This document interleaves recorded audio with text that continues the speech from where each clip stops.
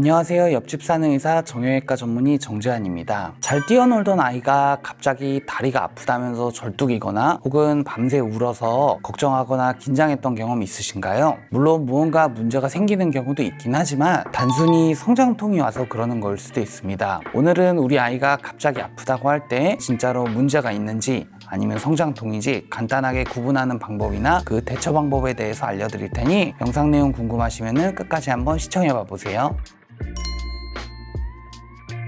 성장통은 사실 정식적인 의학 용어는 아닙니다. 성장통이 발생하는 원인에 대해서는 아직까지도 확실하게 밝혀지지 않아서 여러 가지 가설이 있는데, 뼈를 감싸는 골막이라고 하는 구조물에 통증을 느끼는 신경이 있는데, 뼈가 성장하면서 이 골막이 자극돼서 그 신경이 통증을 느낀다 라는 가설이 있고요. 또 흔하게 얘기하는 이야기로는 우리 뼈가 자라나는 속도랑 근육이나 인대가 자라나는 속도가 맞지 않아서 뼈가 자라나는 속도에 비해 근육이나 인대가 천천히 자라나서 그 부위가 당겨지면서 통증을 느낀다 라고 주장하는 학자들도 있습니다. 혹은 이제 과도한 활동이나 피로가 누적돼서 그에 대한 단순 생리적인 반응이다 라고 이야기하는 분도 있고요. 성장통에 대해서 이렇게 여러 가지 논의가 있기는 하지만, 성장통이 생겼다라고 하면은 기본적으로 이제 뭔가 아이들이 당겨지는 느낌을 호소한다던가 근육이 아프다라는 얘기를 한다던가 이런 식으로 증상을 호소하게 되고, 보통의 경우는 3세에서 12세 정도의 성장기 어린이들이 약 30% 정도가 경험을 한다고 보고되고 있습니다. 성장통을 가장 정확하게 구별하기 위해서는 엑스레이나 기본적인 영상 검사들을 통해서 뼈나 관절에 이상이 없는 걸 확인하고 나서야 이게 성장통이었겠구나 라고 진단을 하게 되지만, 증상만으로도 의사들이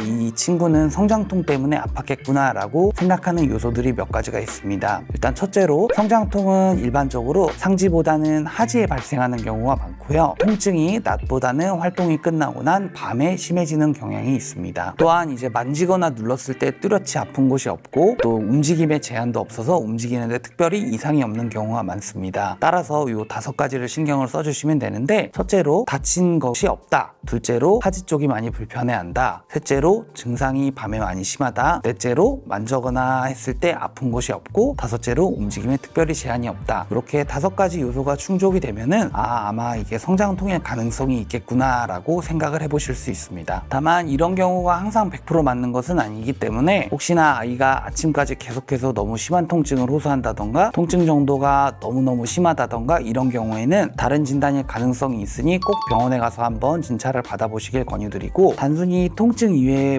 부어오른다거나 뜨끈뜨끈하게 열감이 있다거나 이런 다른 증상들이 동반되었을 경우에도 다른 진단은 아닌지 의심해 봐야 되기 때문에 병원에 가서 정확한 진찰을 받아보시길 권유드립니다. 대부분의 성장통은 특별한 치료를 하지 않더라도 시간이 지나면은 그 증상이 자연히 좋아지는 편입니다. 다만 통증 등의 증상이 너무 심해서 아이가 잠을 잘 못 자거나 활동하기 어려워하는 경우에는 병원에 가서 이제 약이라던가 물리치료라던가 이런 치료를 동반해 주면은 증상이 더 빨리 호전되기 때문에, 많이 불편해할 경우에는 억지로 참지 말고 병원에 가서 치료를 받아보시는 것이 좋습니다. 통증 정도가 심하지 않다면 앞서 말씀드린 바와 같이 자연 치유가 되기 때문에 온찜질이나 스트레칭 혹은 집에 가지고 계신 간단한 상비약, 진통제 같은 것만 먹여도 증상이 빨리 가라앉는 편이 너무 크게 걱정하실 필요는 없습니다. 오늘 내용이 도움이 되셨다면 구독과 좋아요, 댓글, 알림 설정 부탁드리고, 관련되어 궁금하신 내용 있으시면 댓글로 부탁드리겠습니다. 지금까지 옆집 사는 의사 정재환이었습니다. 감사합니다.